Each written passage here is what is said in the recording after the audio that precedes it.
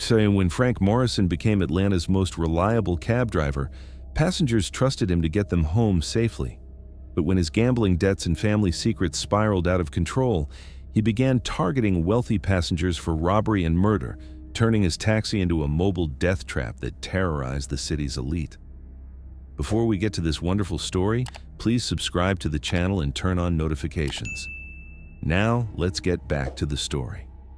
The neon lights of downtown Atlanta reflected off the rain-soaked streets as Frank Morrison adjusted his rearview mirror and checked the passenger manifest on his tablet for what would become the most dangerous shift of his 23-year career as a professional taxi driver. At 52 years old, Frank had built a reputation as the city's most dependable and discreet cab driver, serving a loyal clientele of business executives, politicians, and celebrities who valued his punctuality, knowledge of the city's shortcuts, and absolute silence about their personal affairs and destinations. Frank's yellow Crown Victoria taxi was meticulously maintained and equipped with premium amenities, including leather seats, satellite radio, complimentary water and mints, and a state-of-the-art GPS system that allowed him to navigate Atlanta's notorious traffic with exceptional efficiency. His regular passengers included prominent attorneys who needed reliable transportation to confidential meetings, tech executives who preferred private transportation over rideshare services, and wealthy socialites who trusted him with their most sensitive travel requirements, including affairs, medical appointments, and financial consultations. The interior of Frank's cab reflected his attention to detail and commitment to professional service, featuring spotless upholstery, air fresheners with subtle cologne scents, and a partition between the front and back seats that could be adjusted to provide complete privacy for passengers conducting business calls or personal conversations. His dashboard displayed certificates from the Atlanta Taxi Commission, customer service awards, and photographs of him with various prominent clients who had publicly endorsed his services over the years. But beneath Frank's reputation for reliability and discretion lay a dangerous combination of massive gambling debts, family blackmail, and desperate financial circumstances that had driven him to systematically rob and murder wealthy passengers while using his intimate knowledge of the city to dispose of bodies and evidence. "Good evening, Frank," said Harrison Blackwood, his 8 o'clock pickup, and a 63-year-old pharmaceutical executive whose net worth exceeded $50 million and who regularly used Frank's services for transportation to exclusive business dinners and private social events. Harrison had been a loyal customer for over 5 years, appreciating Frank's professionalism and his ability to navigate the city's complex traffic patterns to ensure punctual arrivals at important appointments. "Good evening, Mr. Blackwood," Frank replied with the respectful, professional demeanor that had made him legendary among Atlanta's business elite, who valued both excellent service and complete confidentiality about their travel patterns and destinations. "I have your usual route planned to the Buckhead Country Club, but I've identified some alternative paths that will avoid the construction delays on Peachtree Road and get you there 15 minutes early for your dinner meeting." Harrison had become Frank's most valuable target, not because of his demanding personality or difficult requests, but because of his habit of carrying large amounts of cash for private business transactions and his practice of conducting confidential phone calls during rides that had revealed detailed information about his investment portfolios, real estate holdings, and personal security arrangements that made him an ideal victim for robbery and murder. What Harrison didn't know was that Frank had been systematically studying his patterns, financial habits, and security vulnerabilities for months while planning the perfect crime that would eliminate a witness and provide access to millions of dollars in liquid assets. Frank's transformation from trusted taxi driver to calculating killer had begun 2 years earlier when his son Michael had been arrested for selling drugs to undercover police officers and had faced a 20-year prison sentence unless Frank could provide $200,000 for an elite criminal defense attorney who specialized in getting wealthy defendants acquitted on technicalities. The family crisis had been compounded by Frank's wife Sarah's diagnosis with advanced cancer that required experimental treatments not covered by insurance, creating additional medical expenses that exceeded their savings and insurance coverage. Desperate to save his family from destruction, Frank had turned to high-stakes gambling at illegal casinos operated by organized crime figures, believing that his detailed knowledge of Atlanta's traffic patterns and timing systems would give him an advantage in sports betting and horse racing. Instead, his gambling losses had spiraled to over $400,000, with loan sharks demanding immediate payment and threatening violence against his wife and son if he couldn't produce the money within 30 days. Faced with impossible financial demands and credible threats against his family's safety, Frank had made the fateful decision to begin robbing wealthy passengers during late-night rides to isolated locations where he could steal their money, jewelry, and valuable possessions without fear of witnesses or immediate discovery by law enforcement. His first victim had been Dr. Patricia Williams, a prominent surgeon who had been carrying $15,000 in cash for a real estate closing and had made the mistake of discussing her transaction plans during their ride to a private meeting. Frank had driven her to a deserted industrial area where he had robbed and murdered her, then had disposed of her body in a remote construction site where it wouldn't be discovered for months. The success of his first robbery and murder had convinced Frank that killing wealthy passengers was not only financially profitable, but also necessary for eliminating witnesses who could identify him and connect him to the crimes. Over the following 18 months, Frank had murdered 8 additional passengers using increasingly sophisticated methods that took advantage of his intimate knowledge of Atlanta's geography, traffic patterns, and numerous locations where bodies could be disposed of without immediate discovery by authorities or civilians. His victims had included Marcus Chen, a tech entrepreneur who had been carrying cryptocurrency access codes worth over $1 million, Jennifer Walsh, a real estate developer who had been transporting bearer bonds for an international business transaction, and David Park, a prominent attorney who had been carrying confidential client documents that Frank had used to blackmail the attorney's wealthy clients before murdering him to prevent exposure.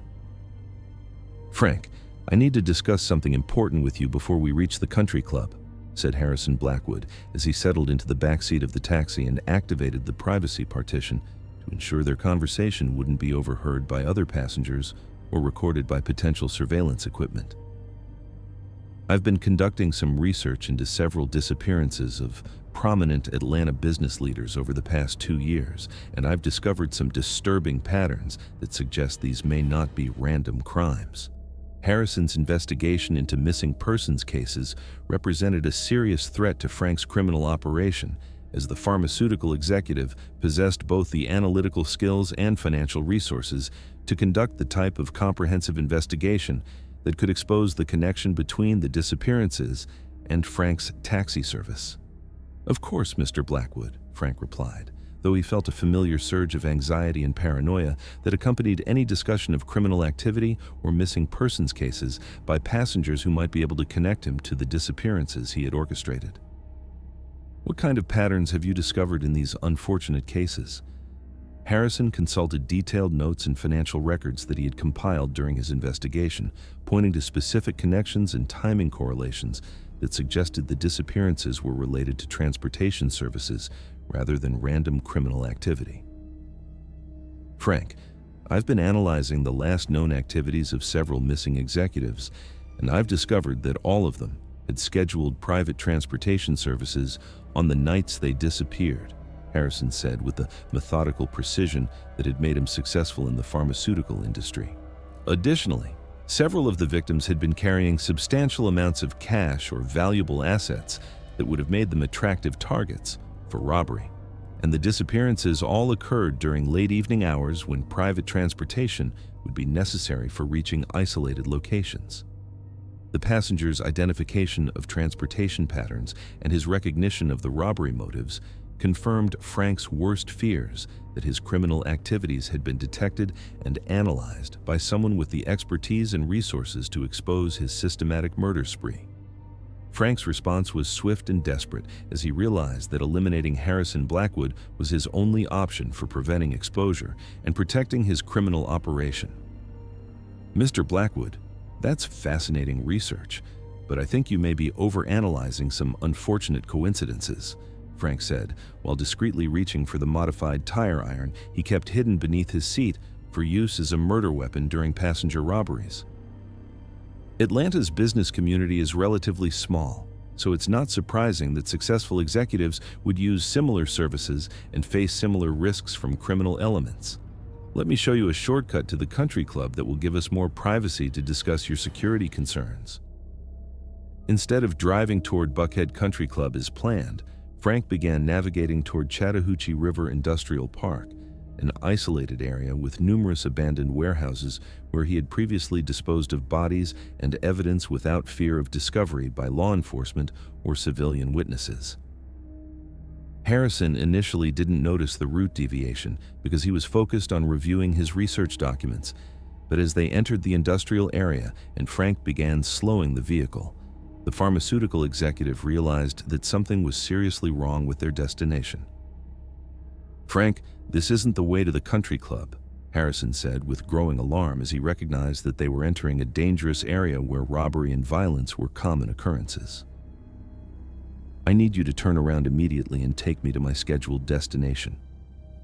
Frank's response was to accelerate toward his predetermined murder location while reaching for his weapon, but his plan was about to be complicated by the unexpected intervention of law enforcement officers who had been conducting surveillance of his activities as part of a broader investigation into the disappearances of prominent Atlanta business leaders. Detective Sarah Martinez of the Atlanta Police Department's Major Crimes Division had been investigating the pattern of missing persons cases involving wealthy executives and had identified several potential connections between the disappearances and private transportation services used by the victims. Detective Martinez specialized in serial crime investigations and had developed expertise in identifying patterns of predatory behavior by service providers who exploited their access to wealthy clients. The police investigation had been initiated by reports from families and business associates of the missing executives who had noticed similarities in their last known activities and had requested comprehensive analysis of potential connections between the cases. The investigation had focused on Frank's taxi service after discovering that 4 of the victims had used his transportation services on the nights they disappeared. Detective Martinez had been conducting surveillance of Frank's evening shifts and had observed his deviation from normal routes when transporting certain passengers, particularly those who appeared to be carrying valuable items or discussing financial matters during their rides. "Mr. Morrison, this is Detective Martinez with the Atlanta Police Department," she announced over the taxi's radio system as unmarked police vehicles surrounded Frank's cab in the industrial parking lot. "I need you to stop your vehicle immediately and step out with your hands visible. Mr. Blackwood, please remain in the back seat until officers can ensure your safety." Frank's reaction to the police intervention was a combination of panic and rage as he realized that law enforcement had been tracking his activities and had prevented what would have been his most lucrative robbery and murder. His systematic killing spree had finally attracted the attention of investigators with the expertise and resources to connect the disappearances to his taxi service. "Detective Martinez, there must be some misunderstanding about my route selection," Frank said desperately while abandoning his plan to murder Harrison and attempting to create a plausible explanation for driving to an isolated industrial area instead of the country club. "Mr. Blackwood requested a scenic route to avoid traffic congestion, and I was simply accommodating his preferences as I do for all my regular customers who value punctual arrival at their destinations." Harrison looked absolutely shocked as he realized how close he had come to being murdered by the taxi driver he had trusted for over 5 years. His investigation into missing persons cases had not only exposed Frank's criminal activities, but had also prevented his own death at the hands of a killer who had been systematically eliminating Atlanta's business elite. The comprehensive investigation that followed Frank's arrest revealed the full scope of his criminal enterprise and the sophisticated methods he had developed to rob and murder wealthy passengers. Forensic analysis of Frank's taxi and personal property revealed extensive evidence of his robbery and murder activities, including bloodstains from multiple victims, stolen jewelry and financial documents, and detailed surveillance notes about wealthy passengers' routines and vulnerabilities. His garage contained body disposal equipment and chemicals used for destroying evidence, while his financial records showed systematic conversion of stolen assets into cash and gambling proceeds. The investigation also uncovered Frank's connections to organized crime figures who had been pressuring him to pay gambling debts and had provided him with information about potential victims and methods for disposing of bodies.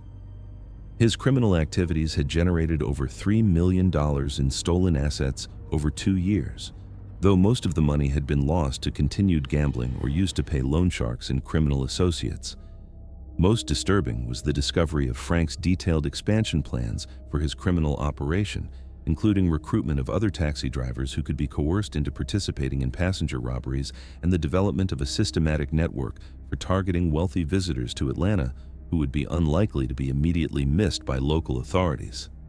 Frank Morrison was ultimately convicted of 9 counts of first-degree murder, armed robbery, conspiracy to commit organized criminal activity, money laundering, and numerous other charges related to his systematic exploitation of passenger trust. The conviction sent shockwaves throughout Atlanta's transportation and business communities, prompting immediate reforms in taxi licensing, driver background checking, and passenger safety protocols. The case became a landmark example of how trusted service providers could systematically exploit their access to wealthy clients for robbery and murder while using their professional knowledge to avoid detection and disposal of evidence. Several other transportation providers throughout the region were investigated for similar criminal activities, resulting in enhanced oversight of private car services and ride-sharing operators who had access to wealthy clients and detailed information about their travel patterns and financial circumstances.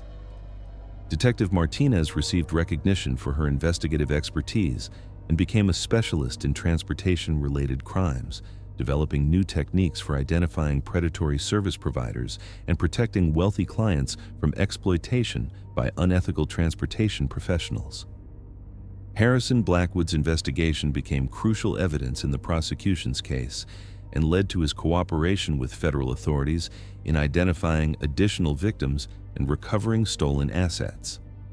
His analytical approach and financial expertise helped develop new systems for detecting unusual patterns in missing persons cases involving wealthy individuals. The case prompted comprehensive changes in transportation industry regulation, including enhanced background checks for drivers, mandatory GPS tracking of all commercial vehicles, real-time monitoring of route deviations, and new passenger safety protocols designed to prevent isolation of vulnerable clients. Frank's conviction also led to increased scrutiny of the relationships between transportation providers and their wealthy clients, with new protocols designed to identify cases where drivers might have financial motives for harming passengers or exploiting their access to confidential information about client assets and security arrangements.